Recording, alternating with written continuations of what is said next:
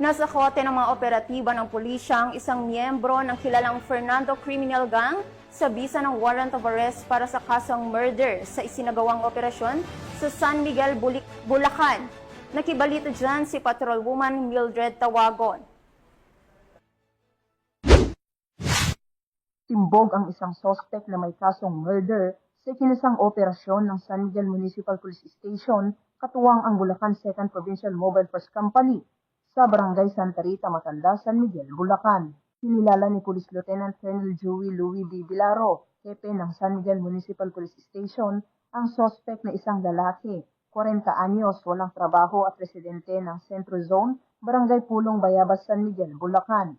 Ayon kay Police Lieutenant Colonel Vilaro, ang suspect ay miyembro umano ng Fernando Criminal Gang na tinuturing na provincial high-value individual at kabilang sa top 10 regional priority target sa ilalim ng Case Operation Plan o Plan Kangaroo.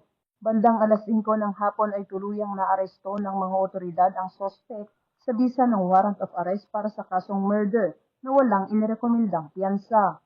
Ang suspect ay kasalukuyang nasa kustudiya ng San Miguel Municipal Police Station para sa kaukulang dokumentasyon at wastong disposisyon.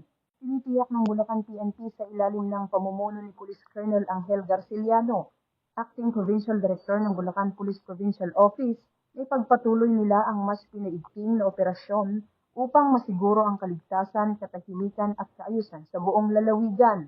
Patuloy din nilang papaigtingin ang kampanya laban sa lahat ng uri ng kriminalidad at iba pang iligal na aktibidad bilang bahagi ng kanilang pangakong protektahan at paglingkuran ang mamamayan ng Bulacan.